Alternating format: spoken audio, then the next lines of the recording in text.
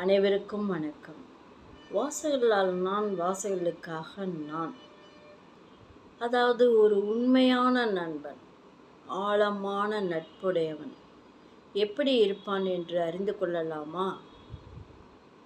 நாம் தடுமாறி விழும் பொழுது ஓடி வந்து நம்மளை தாங்கி பிடிப்பான். அவனுக்கு ஒன்று என்றால் அவன் தடுமாறும் பொழுது நாம் ஓடிப்போய் தாங்கி பிடிப்போம், கீழே விழுந்து விடாதபடி. நம்மையும் அறியாமல் அந்த செயலை செய்து விடுவோம். அதுதான் உண்மையான நட்புக்கு அடையாளம்.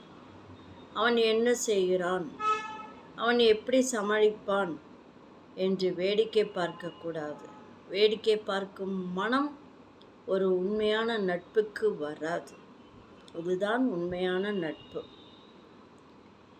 அடுத்ததாக, நாம் நல்லபடியாக இருந்து கொண்டு தடம் மாறி கெட்ட வழியில் பயணிக்கும் பொழுது உண்மையான நண்பன் நம்மளை தட்டி கேட்பான். நீ இப்படி செய்வது தவறு, இப்படி இருக்கக்கூடாது என்று அதட்டுவான், தட்டி கேட்பான். அது உண்மையான நட்புக்கு அடையாளம். உண்மையான நண்பன் நாம் கெட்ட வழியில் பயணம் செய்வதை விரும்ப மாட்டான். நாம் அழிவதை அவன் கண் கொண்டு பார்க்க மாட்டான், காது கொண்டு கேட்க மாட்டான், மனம் நொந்து போவான். நாம் அருகிலேயே இருந்து நம்மை நல்வழி பாதையில் செலுத்த முயற்சிப்பான். முயற்சித்து அதில் வெற்றியும் பெறுவான். நம்மை நல்லவல்ல ஆக்குவது நல்ல நண்பனின் அடையாளம். அடுத்ததாக, நட்பிலும் கெட்ட சவகாசம் இருக்கின்றது. கெட்ட சவகாசம் வைத்து கொண்டால் நாம் என்ன ஆவோம்? நல்லவர்களாக இருந்தாலும் கூட அவர்களுடைய கெட்ட பழக்க வழக்கங்களை நாம் சீக்கிரம் ஒரு பஞ்சில் தீப்பொறி பட்ட மாதிரி பிடித்து விடுவோம். இப்படியல்லவா கெட்ட சவகாசம் இருக்கும். ஆம், கெட்டவர்களின் நட்பை நாம் கெட்டவர்களாக இருந்தாலும் நல்லவர்களின் நட்பை நாடினால் நல்வழியில் செல்வோம்.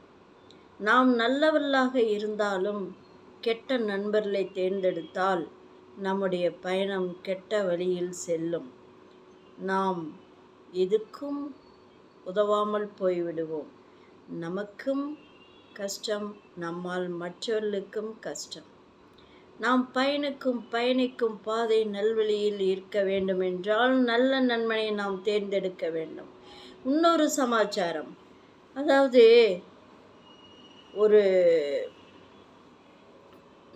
மனிதனுடைய குணநலங்களை வைத்து கொண்டே அவனுடைய நண்பர்களும் அப்படித்தான் இருப்பார்கள் என்று தெரிந்துவிடலாம்.